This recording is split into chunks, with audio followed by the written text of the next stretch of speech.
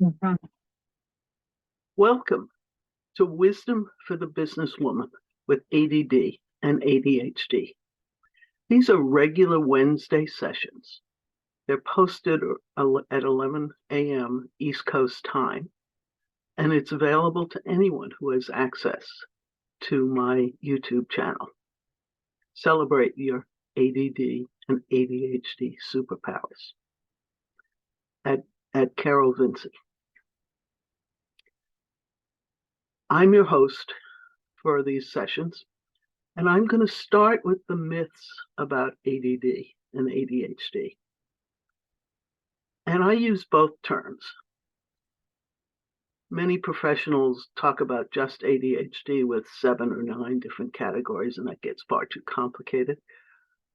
A colleague of mine, when I started this work, said, if you had only spoken about ADHD, attention deficit hyperactivity disorder, I would have ignored your work because ADHD is my brother. I am ADD.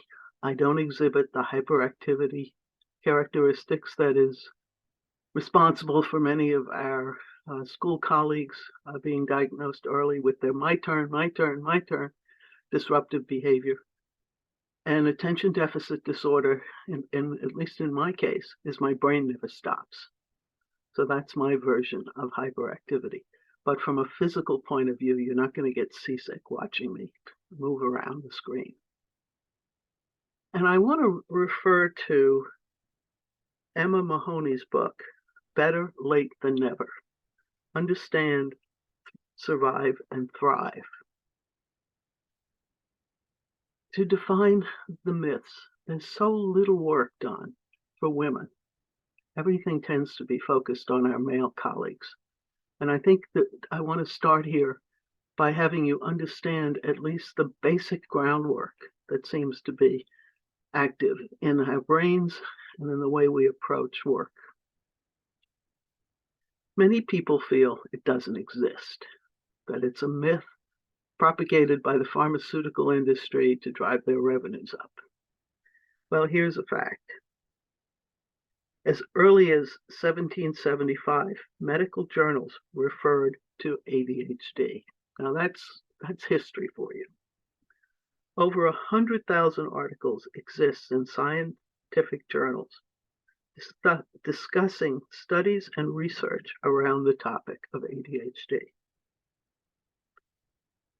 People with ADHD are at 4 times greater risk to die before 45. Now, this is the result of another study. It's not included in Emma's book. But our male colleagues have a 13-year shorter life expectancy, not against the entire population, but against their male colleagues. So if you have a loved one that is denying the existence of the condition and you want to have them around a little longer, this is a fact to use to start discussing the elephant in the room that so many people don't want to address. Next one, ADHD is an excuse for laziness. Thomas E. Brown from the University of Southern California has said, ADHD often looks like a lack of willpower, an excuse for laziness, when it is really not. ADHD is the result of the messaging in the brain that doesn't work effectively to transmit activities or tasks unless they are really interesting. If you look back over your life and think about all the challenges that you stepped up to, that's an indication of ADD or ADHD, because we need stimulation and not some external push. Well, it's due by Friday. Yeah, but I don't care about the results, so why do I care that it's due by Friday? But something that intrigues you, that boosts your curiosity, and it's novel. It's never been done before. That's what gets our attention. It gets your attention to invest all of your superpowers into that challenge, to resolving it when everybody else is thrown in the towel. all kids grow out of their ADD. Dr. Russell Barkley wrote, children diagnosed with ADHD are not likely to grow out of it. By adolescence, around 80% are still highly symptomatic. Say that 3 times quick. And they recover sometimes between the age of 21 to 27. And at least 50% never grow out of it. I don't think we grow out of it. I don't think you're growing out of it. I think what happens is that you get better at masking the symptoms. You want to survive in a culture that expects certain behavior so that you find ways to hide those symptoms, to avoid certain work projects. And the important thing to recognize here is that that takes a tremendous amount of energy, which limits your ability to do things that you're really good at. And that's something to factor in as you hide, mask, or just avoid certain social behaviors, work projects, business activities. Children with ADHD just need more discipline. Well, clearly they didn't grow up in my household because there was no lack of discipline. Professor Eric Taylor at King's College London writes, improving discipline does not alter the core problem of attention, inattention, and impulsivity. ADHD itself continues, and with it, the long-term risks for social adjustments. You know, it doesn't impact how you behave if you're put in a very structured environment. Although sometimes structure, and we'll talk about it in follow-on sessions, provides freedom because you have a to-do list, which a lot of people avoid, but it lets you know what to do every morning when you wake up. So you're not spinning your wheels trying to figure out what the priorities are for the day.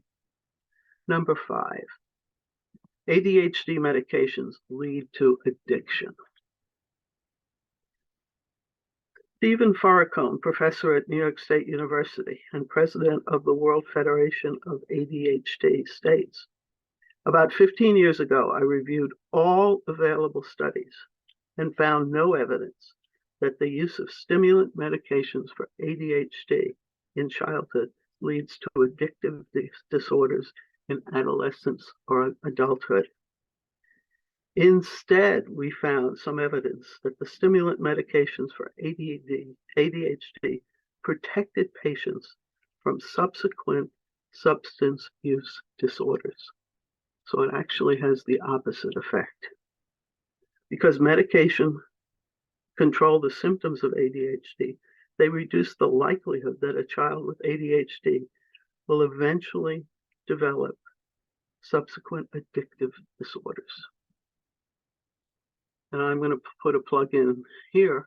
On Fridays, my sessions are Manage Your ADD or ADHD with sleep, exercise, and nutrition to alert you to some of the alternative solutions to not eliminate the symptoms, but at least reduce the impact on all aspects of your life. Everyone has a little ADHD. No, absolutely not. It is neurological. Scientific advances of brain scans have definitely substantiated the fact that our brains are wired differently. It is not a choice, a fluke, or just having a bad day.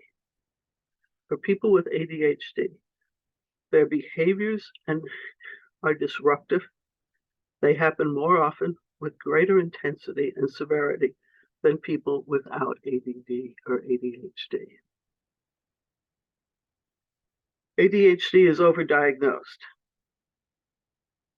Conservative estimate is more than half of the affected children at any time have never been diagnosed.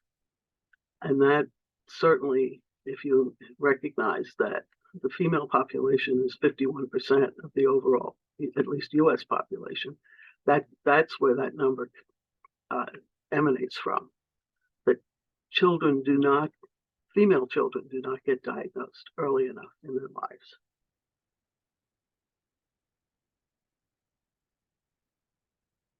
ADHD is caused by bad parenting. Again, Professor Stephen Farcone states, the disorder comes from an accumulation of many environmental and genetic factors. The genetic factors we inherit from our parents and adverse environments in which we are exposed.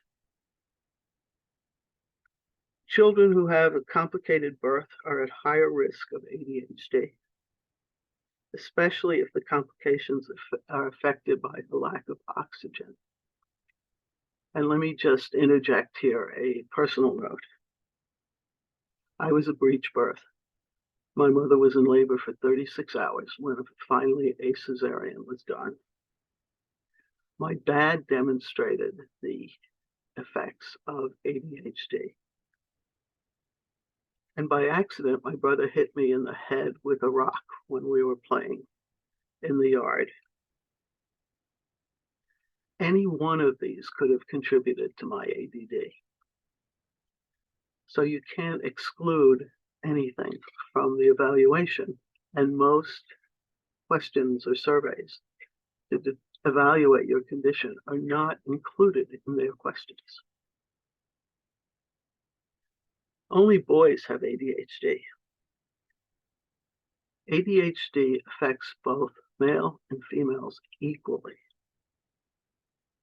Girls are less likely to display the hyperactivities, so they are much less likely to cause a disruption in the classroom and therefore go undiagnosed till later in life.